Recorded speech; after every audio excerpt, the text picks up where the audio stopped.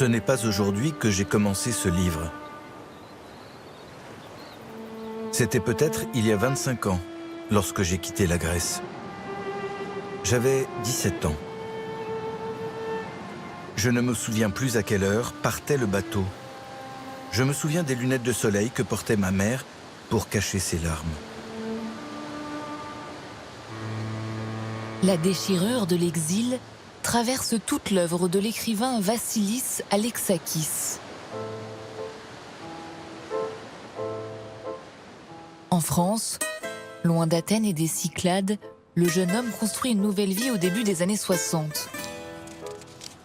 Mais la blessure du départ ressurgit, comme un tiraillement lancinant entre deux pays. 25 ans après l'avoir quitté, Alexakis renoue avec la Grèce, comme il le raconte en français dans Paris-Athènes, puis dans la langue maternelle couronnée du prix Médicis en 1995. Sous sa plume sobre émerge la vitalité de la capitale hellène, la sensualité de l'île de Tinos et la mémoire vivante du peuple grec.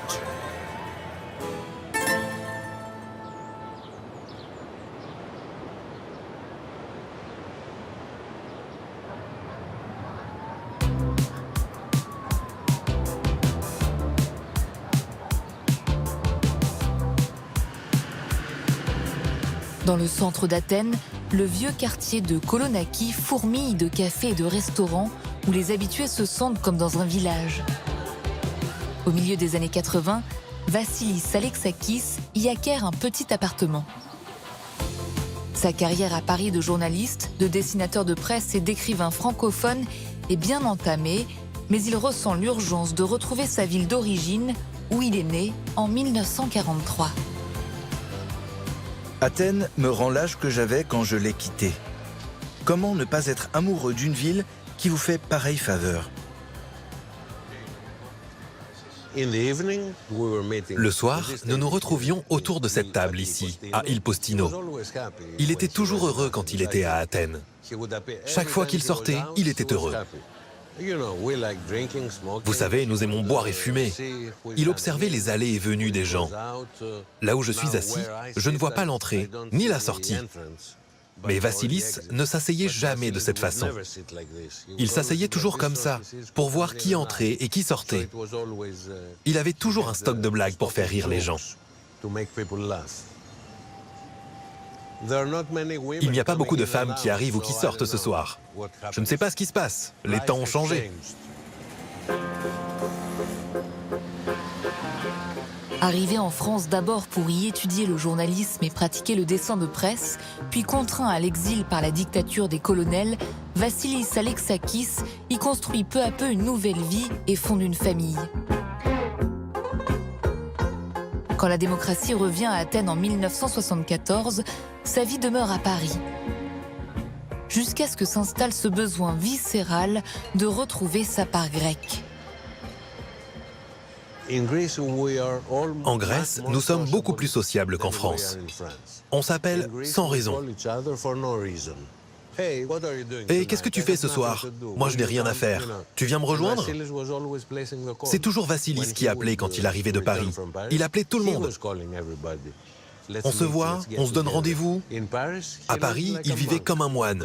C'était travail, travail. C'était un solitaire. Il décrit cela très bien dans tous ses livres, mais particulièrement dans Paris-Athènes. Ici, il profitait de la vie. Je suis aussi impatient de sortir que lorsque j'entendais, enfant, les voix des copains dans la rue. Athènes me rend sociable à outrance. Alexakis écrit ses livres essentiellement en français et parfois en grec, avec cette particularité de se traduire lui-même dans l'autre langue. Il est devenu un écrivain reconnu dans une langue étrangère. C'était un bel accomplissement. Alors pourquoi ne pas rester là-bas? Mais je pense qu'il a eu peur de se perdre. C'est beaucoup cela qu'il écrit dans Paris-Athènes, où il est question de ces deux identités différentes. Ce livre a eu du succès, si bien qu'il s'est senti rassuré. Il s'est dit « Ça va, je ne me suis pas perdu. Je suis les deux. J'ai les deux.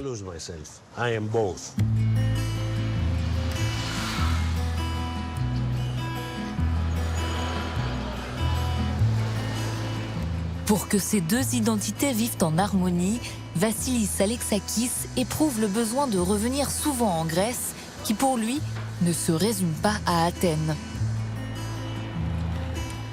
La Grèce s'incarne aussi dans l'île de Tinos, réveillant en lui le souvenir de Santorin, une autre île des Cyclades où il passait ses étés d'enfant, ébloui par le bleu de la mer et la blancheur des maisons.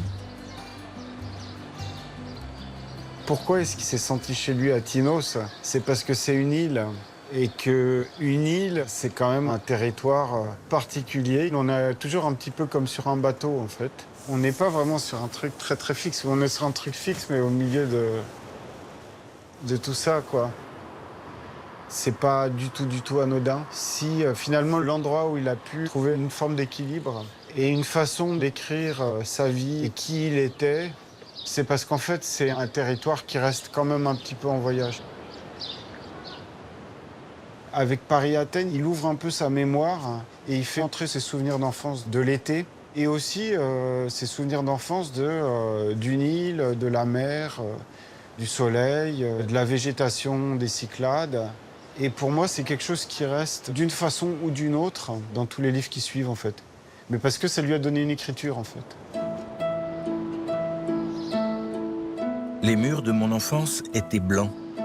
Ma mère m'incitait à les regarder longuement, à voir leurs aspérités sur lesquelles s'accrochaient des ombres minuscules, leurs craquelures, les taches d'humidité qui les assombrissaient en certains endroits. Elle m'encourageait à décrypter ces formes, à lire une histoire là où, apparemment, rien n'était écrit. Pour l'écrivain, la page blanche n'est jamais vraiment blanche.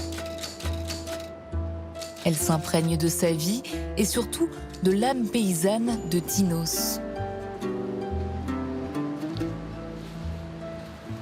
Il était très sensible à la culture de l'île, à la culture populaire, à l'architecture des pigeonniers, à l'artisanat, à la forme des villages.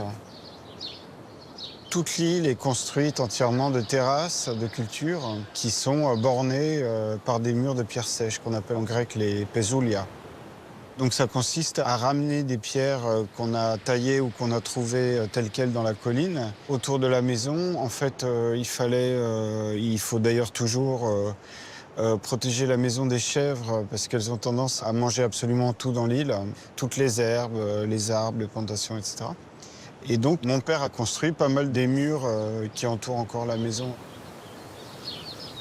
Cela paraît impossible à première vue qu'elles tiennent sans mortier. Pourtant, à force de les essayer en divers endroits du mur, à force de les tourner dans tous les sens, elles finissent toujours par trouver leur place. C'était un art, c'était une pratique qu'il admirait beaucoup, comme si lui essayait de faire quelque chose de comparable en littérature. Pour lui, l'écriture, en tout cas son écriture telle qu'il la concevait et telle qu'il voulait la faire, c'était d'abord un artisanat.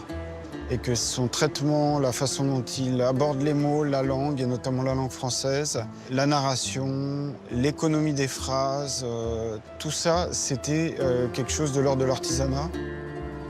Il avait une pratique d'écriture qui était d'abord manuelle, et puis aussi qui passait par la machine à l'écrire. Et donc d'un travail assez humble et assez lent. Je découvre ainsi que ces pierres, inutilisables en apparence, sont en fait les pièces savamment ouvragées d'un puzzle. Comme les fragments d'une mosaïque, les identités multiples des habitants de Tinos tissent un sentiment commun d'appartenance dans lequel s'inscrit Vassilis Alexakis.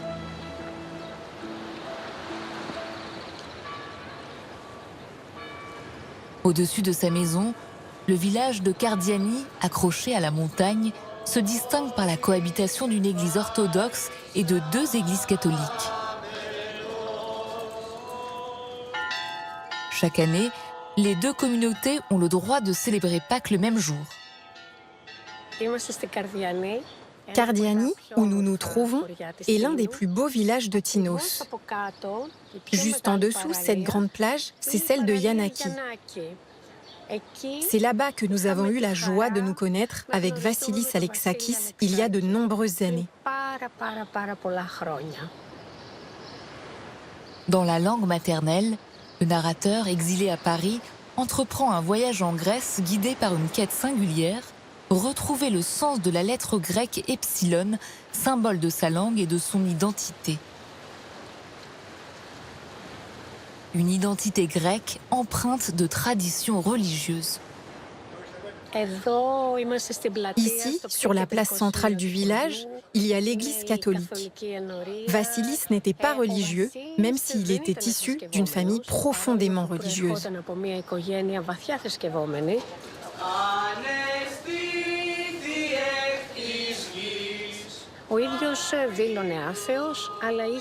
Il se disait athée, mais il avait un si grand amour pour l'humain que pour moi et tous ceux qui le connaissaient, c'était une personne formidable.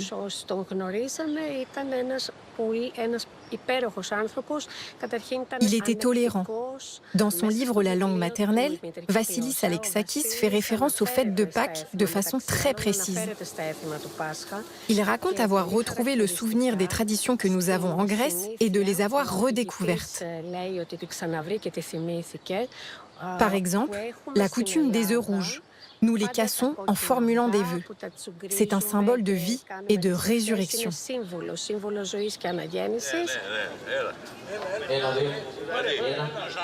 Nous avons d'abord trinqué avec des œufs durs teints en rouge, comme l'exige la tradition bascale. J'ai écouté avec une grande attention le bruit que faisaient les œufs en s'entrechoquant. Comme si je m'attendais à ce que cette note unique me rappelle une musique oubliée. Il prenait part à la fête, jamais à la cérémonie religieuse, mais à la fête, quand il y en avait une. Il venait au village, nous mangions ensemble, tous ensemble. Il se joignait aux danses, car il y avait toujours des danses traditionnelles, avec de la guitare et des violons.